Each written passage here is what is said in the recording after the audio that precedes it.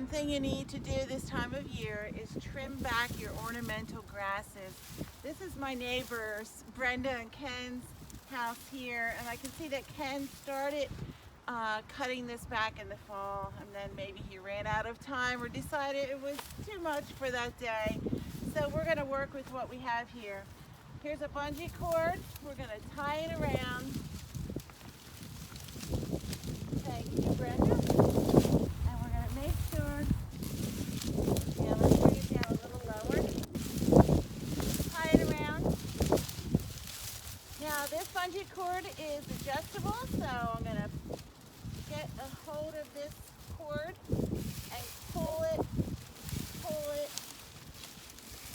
as tight as I can. It's going to go up. Yeah. All right. And then this one locks when you pull it back into the toothed part. So I'm not going to pull it any tighter. I found that when I did this once before, it just made it way too tight and it kept climbing up. So the plant itself is growing some new blades of grass. I don't think you can see them in here. Oh, here's one green blade in here. So we want to remove all this out of the way so that that has some space to grow and it looks more attractive. As the new grass comes in, you don't want to see all this old grass flopping over all over the place, making a mess. So if this were a smaller grass, I would use my handy dandy digger here with the blade on the side, because it does cut through like that. But it would take too long to get around the whole thing. I could also try my handsaw. The same thing would happen. So I'm going to break out my power tool now. Vroom, vroom. And I think that I'm going to cut down below the cord. Yes. Following along with the old line that Ken had. So here we go.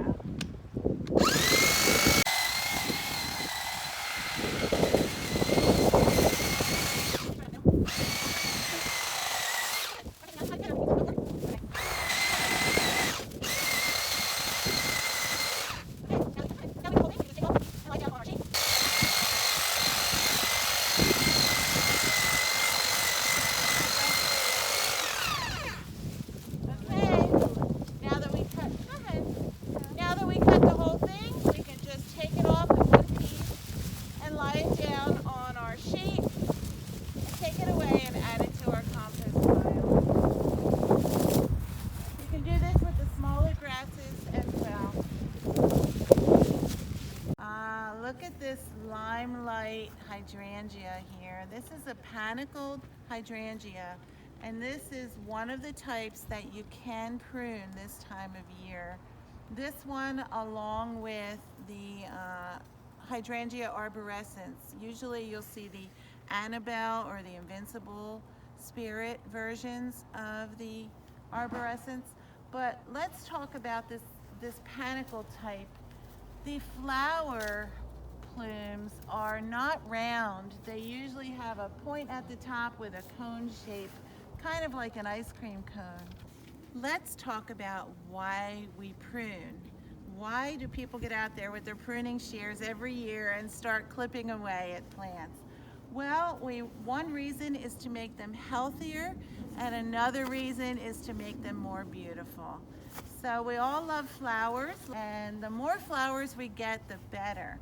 So if we want to invigorate the plant and we want it to produce more flowers each year, this is one thing we can do, prune. So this type here, you can actually take way down low. Now you can tell this shrub is probably at least 12, 15 years old. So it has a strong base. This one has a central trunk, but sometimes you find them multi-stems with different trunks at the bottom. So you can tell that someone has been pruning down to above that trunk base. So if I were to prune this one right now, I would start at the outer tips, work my way in. You know, get rid of all these little branches that can poke your eyes out. Get rid of those first and go down, and you can actually prune way down to these branches here. And it seems like a big scary thing. Don't be scared. You're invigorating the plant. It will regrow, and it will be this size by July or August, producing beautiful flowers like these. And by the way, when you put these in arrangements, they're just outstanding. They start off as white, they change to like a pinkish color, a light pink, and then they turn to a deeper pink and a burgundy in the fall until they eventually dry out. And some people like dried flowers in their vases. So this is one of my favorites right here. There are 4 Ds: dead, damaged, diseased, or derelict. First, you look for dead branches. If you see anything that's darker or looks brittle or dried out, you can usually break those right off. And then you look for diseased or damaged branches. If you see any strange coloration or lesions or any mold or fungus, you want to cut those back to the point where you see healthy growth. You might also see broken branches. Cut those back to a node. And the last D is derelict. That means anything that looks out of place or out of shape. I can see already in here that you have some branches that are crossing. You don't want that. If one branch crosses into another, it's going to cause less air circulation in the plant. And it might also rub up against another branch and cause some damage. And once you have damage or a weakened system, you invite other diseases or insects. So you want to get rid of those. So if I were to go in here, you can see that this branch is crossing this one in 2 different ways here. So I would cut this one back.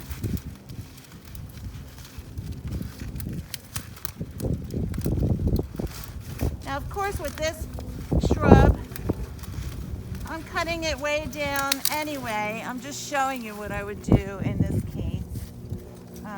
So if I were to cut this way back to the bottom, I wouldn't care if branches were crossing or not at this point.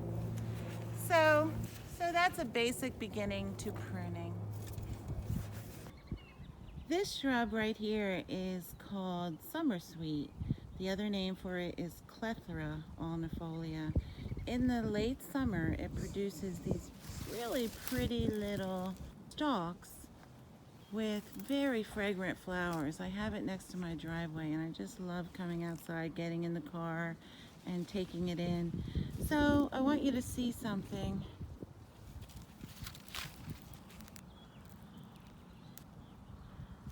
If you look closely, you can see that this shrub is already producing flower buds at the tips. I mentioned earlier that we could have started pruning in January or February. So I think we missed the boat on this one. So I'll leave it alone until after it blooms in the summer, and then I'll trim it back. Looks like it could use a good pruning at that time. One thing I do see now, though, is a vine growing up to the tree above it. So I will make sure when I put the camera down, I'll take that out from the roots. I'll dig down in there. It probably goes down right into the center of the roots down there somewhere, but I'll get it. Vines are just impossible sometimes, and they can cause a lot of damage to a tree. So you want to get rid of them as soon as possible. I'm embarrassed to say that this plum tree is in my yard. It's an ornamental plum. It's been here since we moved into this house about 13 years ago. It did very well for a while, but its health has plummeted in the last 6 or 7 years. So these trees sometimes fall over. A good wind or a good storm can knock them right over from the roots up. And as you can see, this one has these straight stems coming up from the main branches. They are called water spouts. And I'll make sure that I prune them right off from the bottom up. Okay, they're just sucking energy from the tree. Now this is going to bloom soon, but I think I will still remove these water spouts. Yeah, look at that bark. Not looking too good.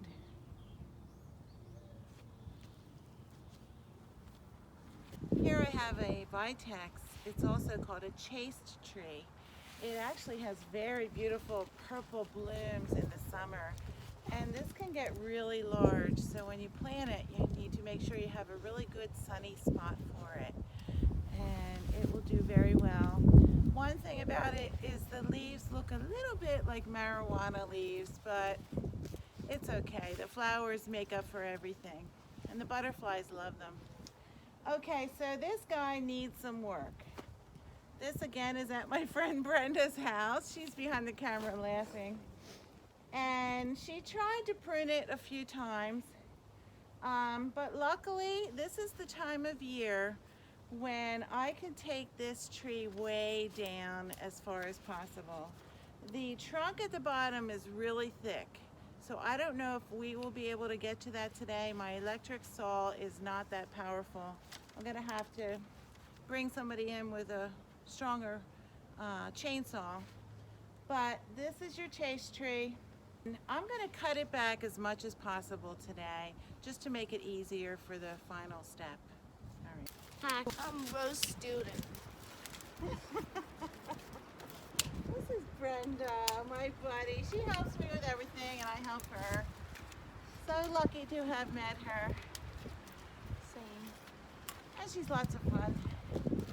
Okay, so we're basically just cleaning up, making it open and available for someone to come in with a chainsaw to cut it down. See the way this branch was cut? This is the way it should be. About 18 inches from the ground with a slant. And the slant heading out to the outside so that any rainwater drips off is the best way to do it. This was done, I'm not sure how many years ago, so they will need to be redone. Okay, just finished cleaning up. I'm hoping I have just enough time. It's getting dark out, but I wanted to show you how to prune this smoke bush. Now this is in front of part of my house, and I put it here because I like the form of it. But if you're not careful, these bushes or trees could get really tall and unruly. So I'm going to do something called pollarding. And basically what it is going back, well, I have my titanium pruners here. You go back to very close to what looks like a knuckle, a base in the plant where you have little branches coming out. So the idea is to cut this back. I mean, look, some of the branches are so brittle, they just break right off. I'll save that for a different pruner, lopper. You cut back to the knuckle, and then in the spring or summer, new branches will form and create beautiful big plumes of flowers. This one is the Golden Spirit variety. So the leaves are this chartreuse green color, and they change throughout the summer and through the fall.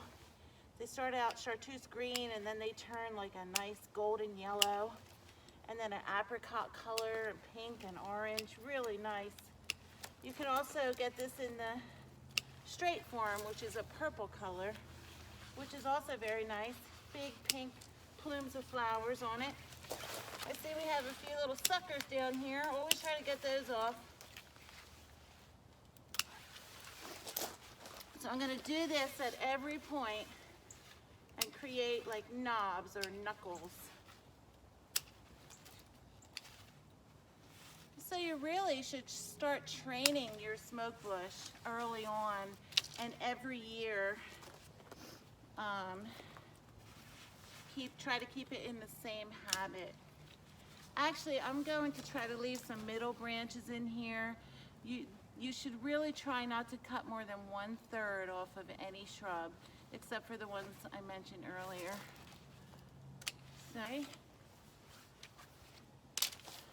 Now these have another section that it looks like it's starting to form another knuckle, I call it. I don't know if that's the technical name, but that's what I call it. So I'm going to cut that one to there. Now I'm noticing that some of these branches have little flower buds at the end. This is a crazy year because it's been a warm winter and a lot of our trees and shrubs have been faked out by the weather. They start sending out, I'll just say they're chemicals that tell them, oh, it's time to start blooming. And that's confusing for them, and sometimes that affects the whole flowering of the plant, unfortunately.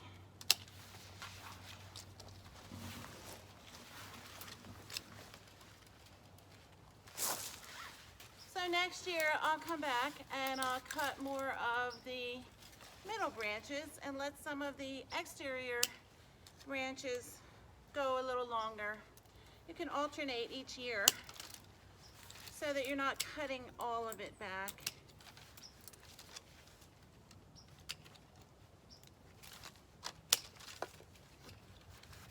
My other neighbor has a really big smoke tree that became kind of wild. It kind of looks like a Dr. Seuss kind of tree. It has different sections branching out all over the place.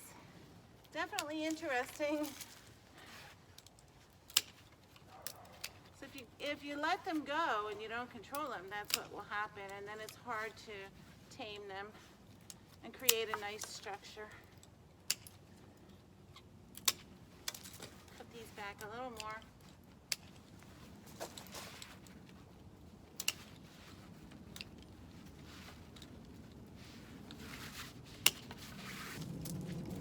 Should have had my sheet down here.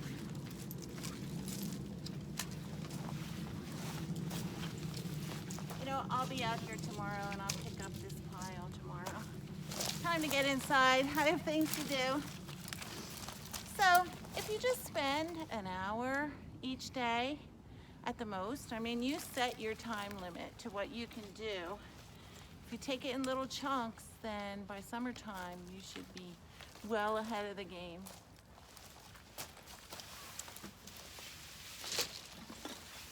See, look at that nice form it has now. I'm curious to see how it will grow this summer.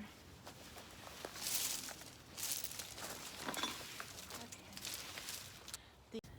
Here I have 3 butterfly bushes, and as you can see, they're pretty large. I'm actually at my friend Erica's house right now. She uses these to hide her air conditioner unit. And you can see that she has hacked these down each year. She just hasn't gotten to them this year yet. But this is one of those plants that can be pruned right now. Okay, this is a great opportunity for me to show you the 3-cut method.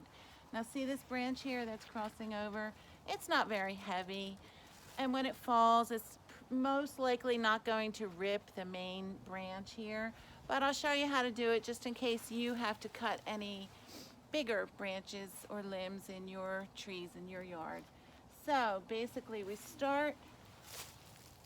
going to have our final cut be down here. So for right now, I'm going to cut here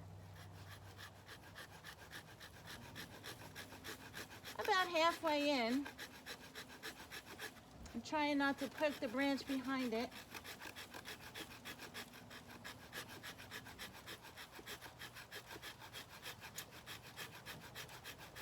Okay, so that's my first cut. Now I'm going to cut down here.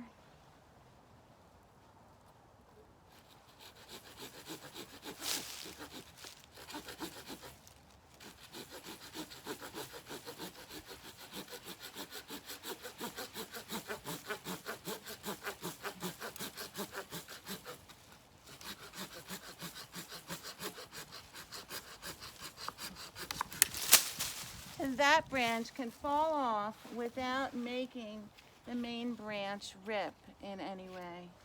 So now our final cut is going to be right down here, close to the tree, but right down here, you see where it flares out just a little bit? That's called the collar. We don't want to cut all the way flush to the tree. We want to leave that collar sticking out there a little bit. So here we go.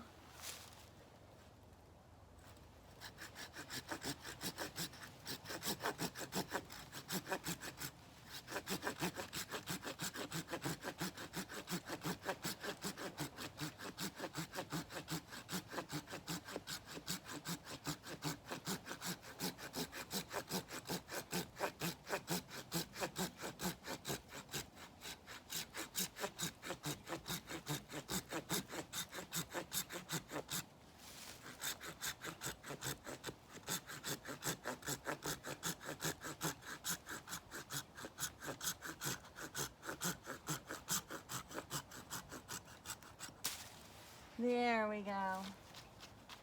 That's a nice cut there. Now it has some space to heal correctly and cover over as it heals. Okay. I'm showing you a dogwood shrub today. Another name for it is cornus. Now this is a very young one, but we do want to take a look at it right now. It is the first week of March. It might need a little attention. Now we're going to talk about something called selective pruning. You've seen me hack away at larger shrubs that have lots and lots of new strong growth each season. But let's take a look at this smaller shrub here with thinner, smaller stems. This is called selective pruning. We are pruning for the health of the plant and for the appearance. We all spend money on these plants. We install them in our yards, so we might as well make them look and behave their best. So remember, we're looking at the 4 Ds: dead, diseased, damaged, or derelict. So first, dead. I see a dead little stem right here. I'm gonna cut that right off. Don't want to get that little leaf bud along with it. Just want to get the stem. Good. Nice sharp clippers. Okay, here's another dead little stem. Now right below this dead stem at the tip, you see 2 leaf buds at the sides. This section here is called the leaf node. Okay, so what we want to do is cut back about a 1/4 inch above those 2 buds there. Okay, now I'm not really confident that I had the best cut there, so I'm going down to the next set of leaf buds at that node, cutting about a 1/4 inch above. That was a nice crisp cut. That's what we want. Plants do not suffer when we prune them. They actually seal, okay?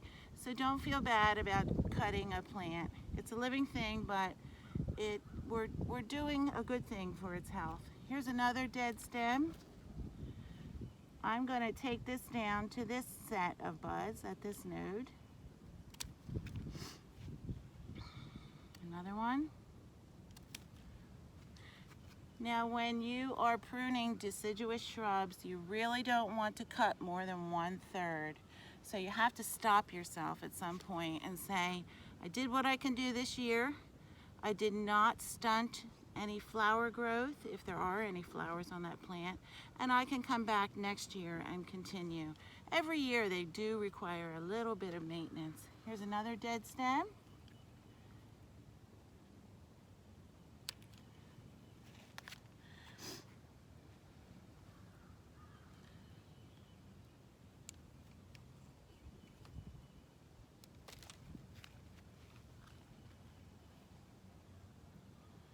I'm going to take this one way down to this set of buds at that node. Another one. Just cut it right here. Another one. Oh. You know what, let's just take off this whole section here and go down to this next node. Cut here. It has plenty of time to grow this season before it blooms. Here's a dead stem. We're cutting it down to this set of leaf buds. Another one. Going way down here. These leaf buds have not even come out from the stem, but they are there. And we're cutting. I'm looking for disease or damage at the same time I'm doing my pruning here. See this whole stem here? It's starting to turn inward. I'm just going to take the whole thing off. Down here near the bottom, I see a node right down there. We'll give it another chance to grow. Like I said, this one is young. We don't have to cut out the middle unless, well, here we see a crossing branch. Let me take this one out. There we go. I think we did enough. So again, this was selective pruning. We are pruning for the health and the appearance of the plant. Oh, I want you to notice I do have my vinyl gloves on today. I'll be outside digging, so I'm wearing them. The other days when I was pruning the shrubs, I didn't need them, but just don't want to get all that dirt under my nails again this year. While you're outside, you can clean up the old branches from last season. This is a nice tall lily. Sometimes they break right off, but this one did not break. We're just going to cut it. And pretty soon it's going to send up new shoots. We're just helping it along. Now, if you have any perennials that still have seed heads on them, leave them go for a little while because the birds are hungry and they have seeds on them, especially the native ones.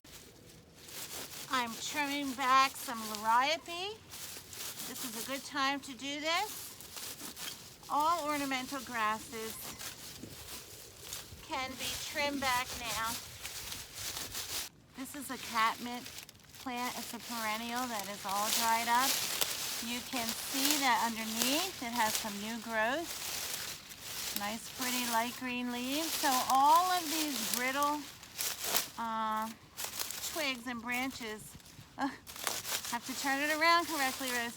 All of these twigs and branches can be sliced right off. You can actually break them off if they're brittle enough.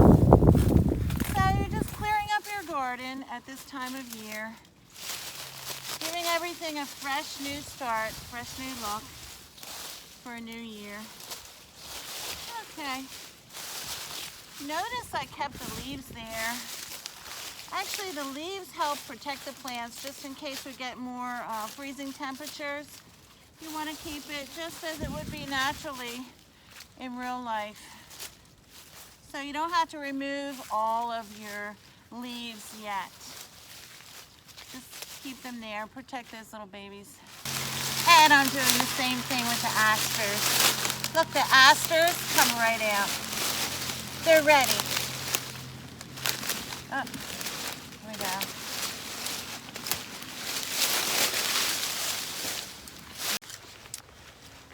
This massive perennial here is called a hellebore, and it has just been so happy here. It's taken off like a weed, actually. It has beautiful flowers that bloom in February and last sometimes all the way into June, sometimes July. They're such a nice treat. Now what we have to do this time of year is remove all of these extra floppy leaves here. They're hiding from the attractiveness and the health of the plant. So if you look underneath, you can see there is some new growth under here. Some new flowers blooming too. So we want to cut all of these leaves. Don't worry, they'll grow back. But we want to make sure we don't cut any of the stems with the flowers. So I can usually cut, 3 or 4 or 5 or 6 stems at a time. Just hold them all together. You can use your pruners, or you can use your hori-hori or your digger with the blade on the edge.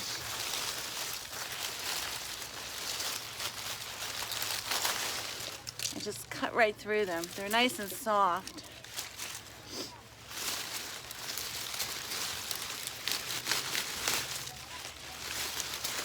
Now, if you have a whole bunch of these to do, you're not so careful. You just cut away and do the best you can. You have to get all the way around, and you might have 10 other plants in your yard that need the same job. So, this is how we go about it.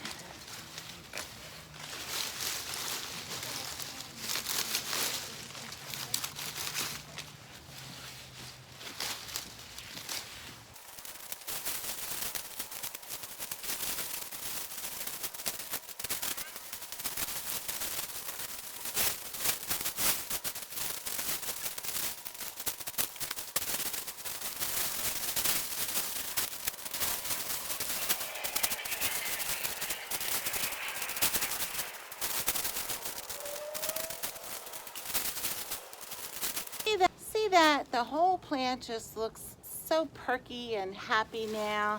It just had a haircut. You know how we feel when we get our haircuts. Well, the same thing here. Just want to point out that probably 3 or 4 years ago, this was just one little plant in a pot, and it's grown this much. So maybe not right now, but in this early summer, you could transplant these and make more plants out of them.